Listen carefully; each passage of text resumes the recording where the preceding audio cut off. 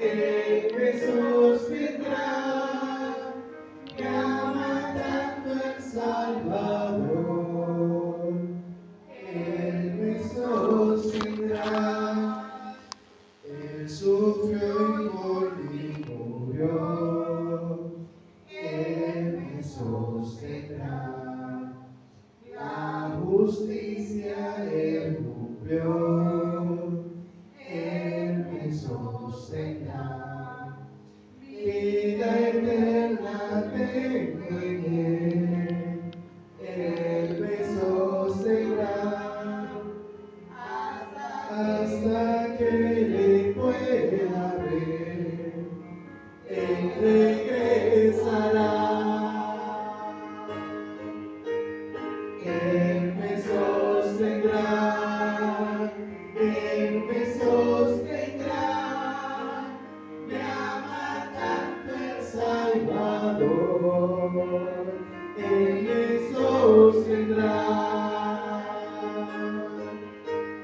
Él me sostendrá, Él me sostendrá, me ama tanto el Salvador. Él me sostendrá. Amén. Qué bendición. Voy a pasar a los hermanos Gustavo Arias con la exhortación de la palabra de nuestro gran Dios. Él con nosotros.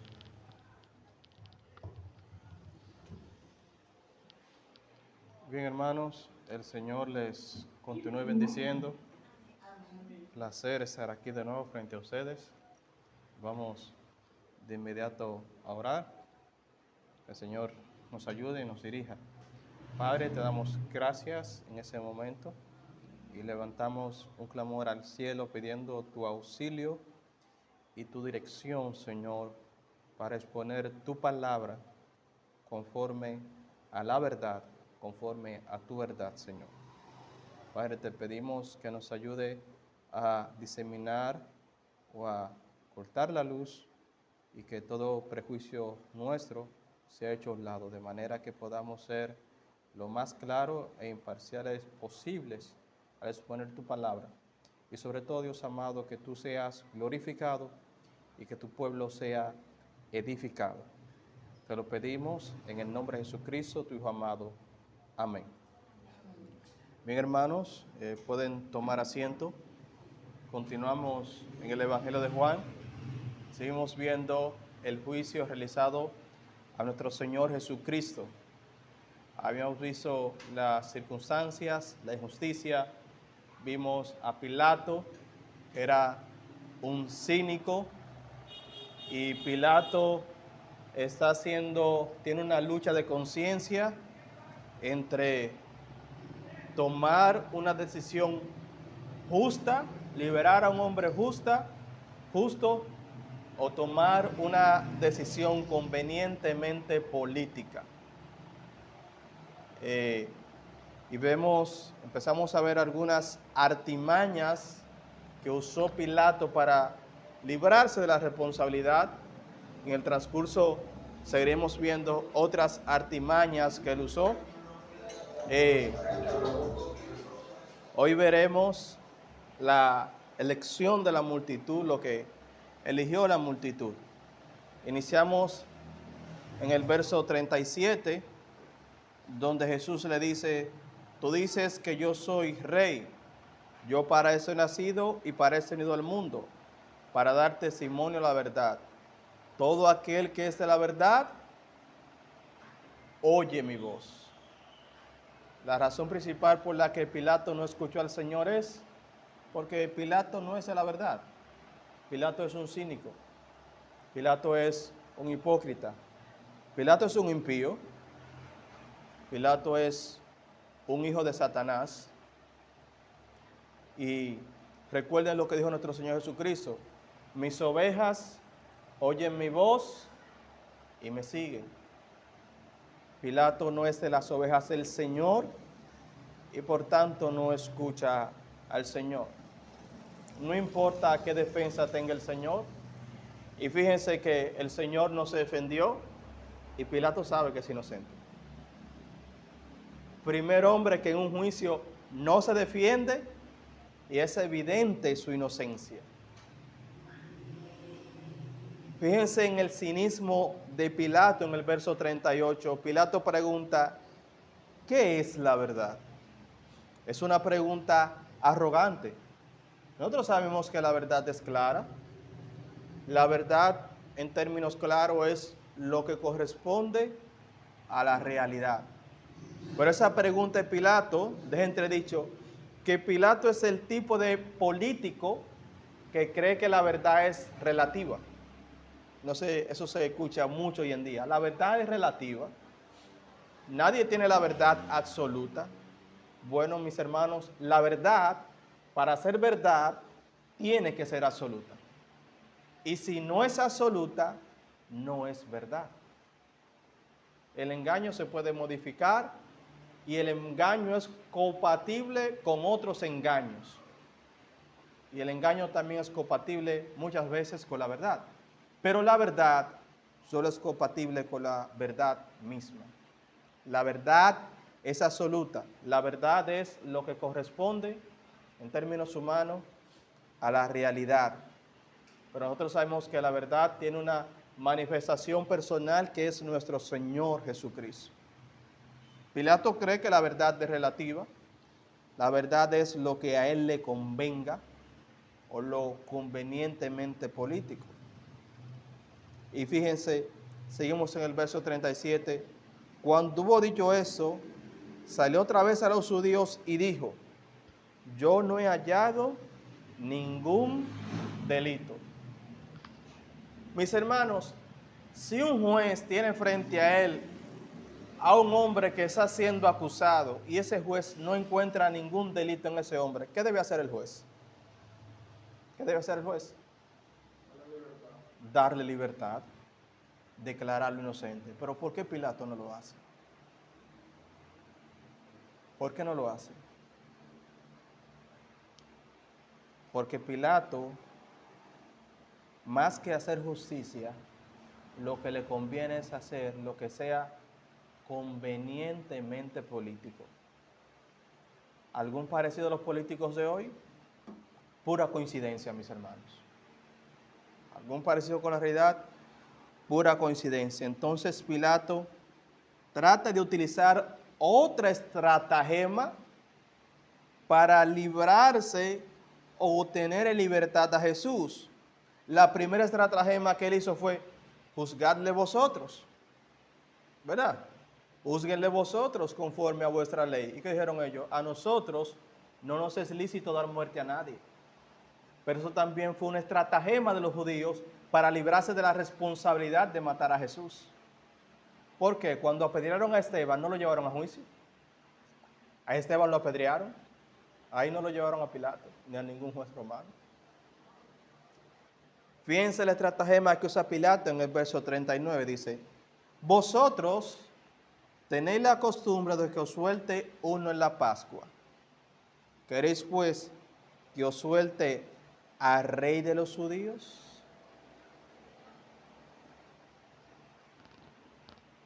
Esa costumbre, mis hermanos, fue instituida precisamente por los romanos.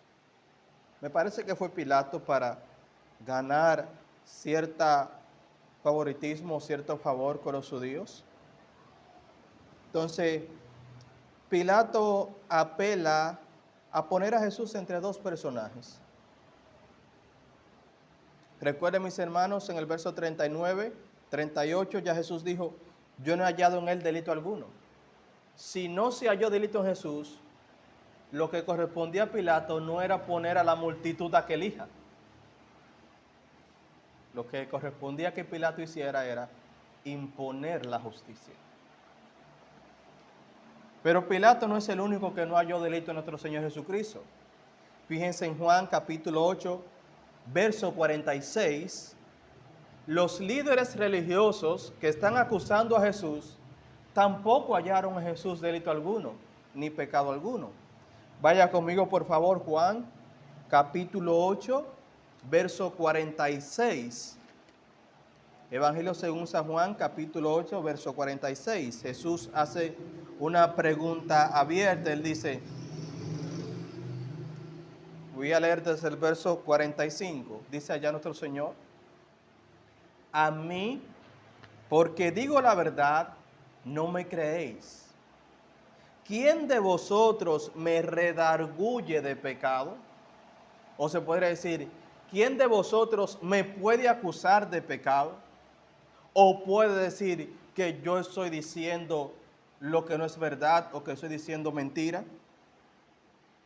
Es una pregunta abierta.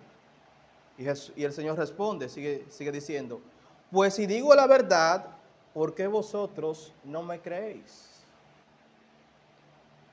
Hermanos, en Jesús no había engaño, no había pecado, no había razón alguna. En palabras de mismo Pilato, ningún delito hallo en este hombre. Pilato pregunta, ¿queréis pues que os suelte al rey de los judíos? Se sobreentiende, mis hermanos, que ya Barrabás está en escena, de acuerdo a otros evangelios. Verso 40, entonces todos dieron voces de nuevo diciendo, no a este, sino a Barrabás, y Barrabás era ladrón. ¿Cuál es el estratagema de Pilato? De un lado tenemos a Jesús, un judío, Jesús el Mesías, un rabino, Jesús el carpintero, a Jesús, quien le abrió los ojos a los ciegos, Jesús quien hizo caminar a los inválidos, curó a los leprosos, alimentó a las multitudes. Y de otro lado tenemos a Barrabás, un ladrón. Pero no solamente un ladrón, mis hermanos. El término ladrón que dice aquí, la palabra ladrón,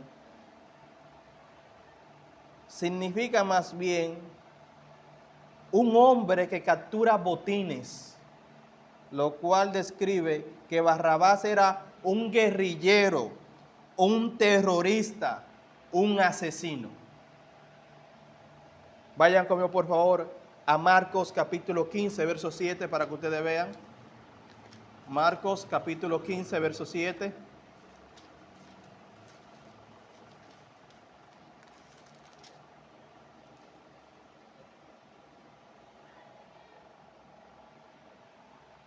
Y había uno que se llamaba Barrabás, preso con sus compañeros de motín que habían cometido homicidio en una revuelta. Ese era Barrabás. De un lado, mis hermanos, no había un candidato mejor y de otro lado no había un candidato peor.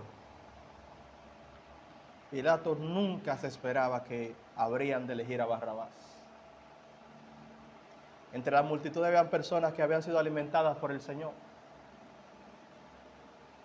Y habían personas que habían sido sanadas por el Señor. Y tenían familiares que habían sido sanados por Él. Pero entre las multitudes también habían personas que eran familiares o amigos de alguien que había sido asesinado por Barrabás o sus seguidores.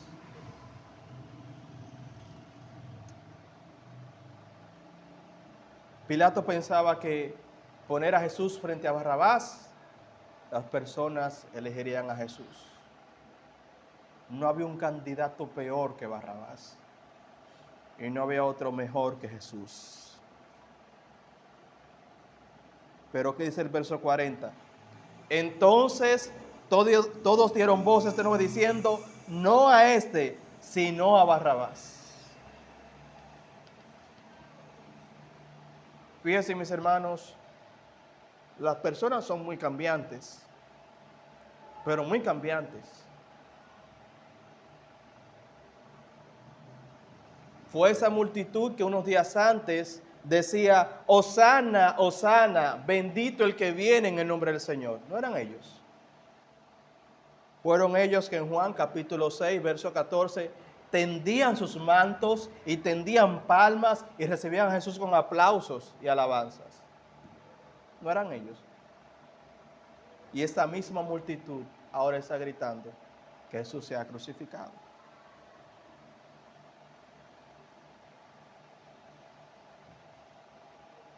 Cuando Jesús vino a la fiesta en la Pascua, en San Juan capítulo 12, muchos judíos habían venido también y querían ver a Jesús. Pero ahora esa misma multitud grita, crucifíquenlo. Mis hermanos, si eso le pasó a nuestro Señor, ¿qué nos puede pasar a nosotros en relación con las personas con que nos codiamos?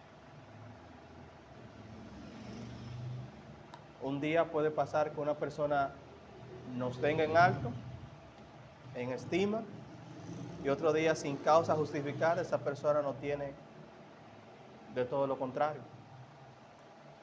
La gente es cambiante, los impíos son cambiantes. La Biblia enseña que este mundo, las personas son inconstantes, pasan de un lado a otro. Y en poco tiempo, mis hermanos, todo eso está ocurriendo en la misma semana. En la misma semana. Son los mismos labios que gritaron Hosanna, los que ahora gritan crucifícalo.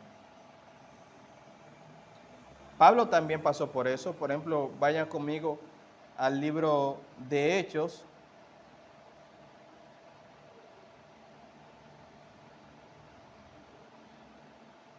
Capítulo 14. Libro de Hechos, capítulo 14. Para que vean cómo la multitud cambia. Pablo y Bernabé hacen un milagro. Y las personas, al ver ese milagro, le adoran, quieren ofrecer sacrificios.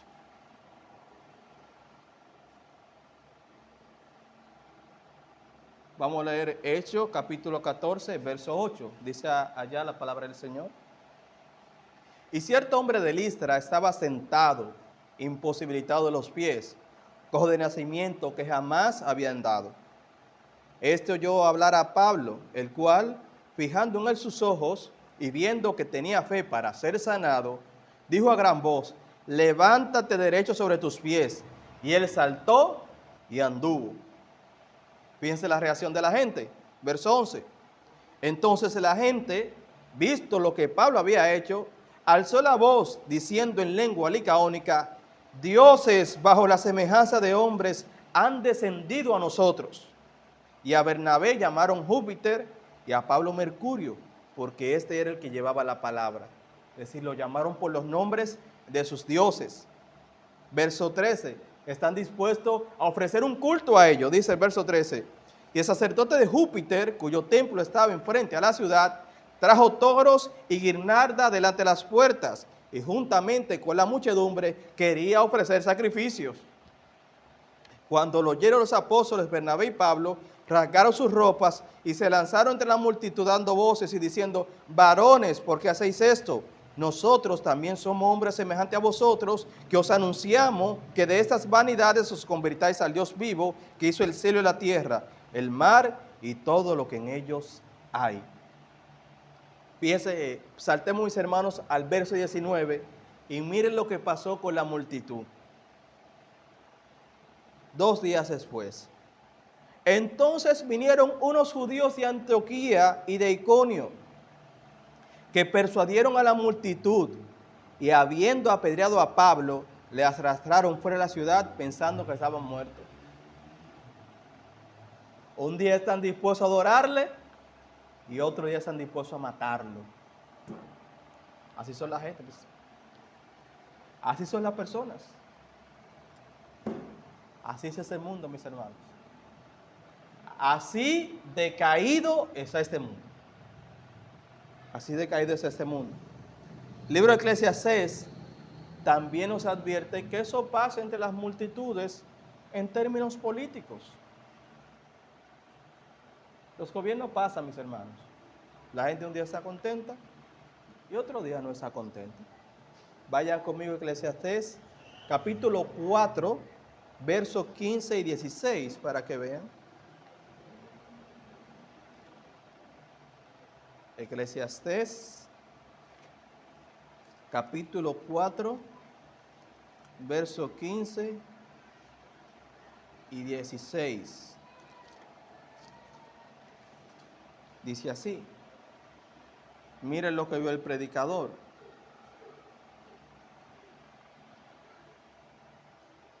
Dice allá, verso 15, Eclesiastés 4:15. Vi a todos los que viven debajo del sol caminando con el muchacho sucesor. Es decir, con el que será el próximo rey, el próximo gobernante, con el candidato. Y mire la conclusión del predicador. Vi a todos los que viven debajo del sol caminando con el muchacho sucesor, que estará en lugar de aquel. O sea, el que va a reinar, el candidato. Verso 15. No tenía fin la muchedumbre del pueblo que le seguía. Mucha gente detrás de él. Sin embargo, los que vengan después tampoco estarán contentos con él. Y eso también es vanidad y aflicción de espíritu. La gente cambia. Así de cambiante, mis hermanos. Por eso nosotros no podemos tratar de conformarnos al mundo por conformarse al mundo. No, mis hermanos. La gente es cambiante. Nosotros tenemos un estándar que es la palabra de Dios. Ese estándar no cambia. Pero ¿qué podemos decir de Barrabás, mis hermanos? Ya vimos que él era ladrón, homicida, un guerrillero, un insurrecto, y tenemos a Jesús. Pero hay algo curioso en Barrabás. El nombre Barrabás significa hijo de vergüenza o hijo de afrenta. Algunos manuscritos dicen lo siguiente, algunos manuscritos griegos, que lo que Pilato dijo fue, o lo que dio a elegir fue, aquí lo voy a poner textualmente, que Pilato dijo fue, ¿queréis que os suelte a Jesús el Mesías? Si Jesús, el Hijo de Dios, ¿verdad?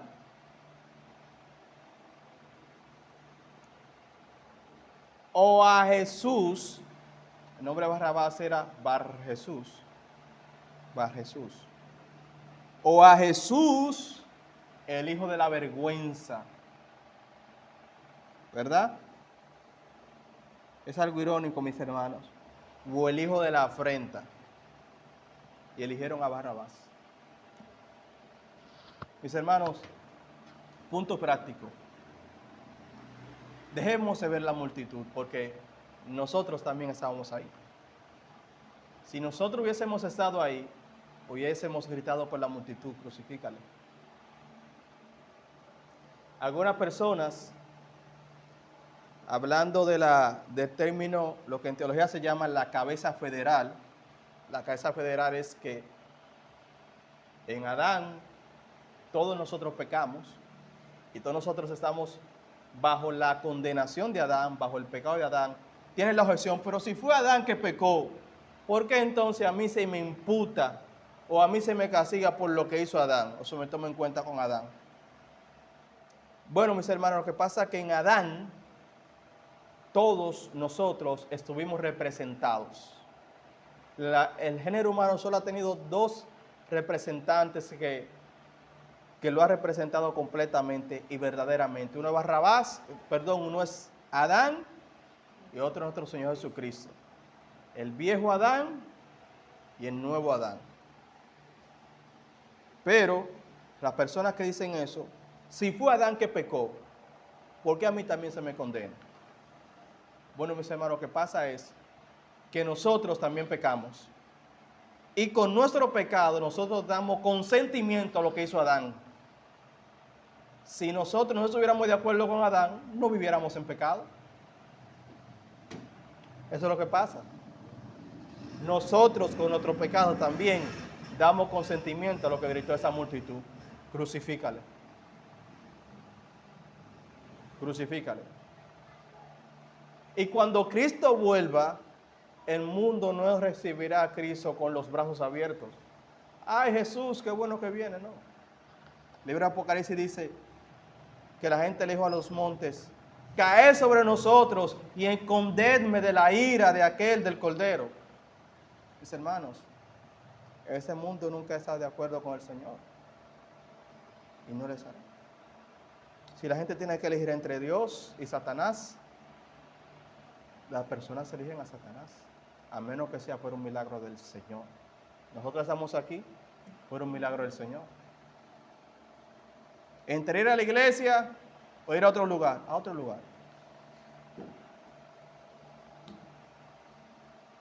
Mis hermanos, nosotros también gritamos con la multitud. Y estamos aquí hoy por la gracia del Señor. No somos menos pecadores que la multitud que gritó crucifícalo.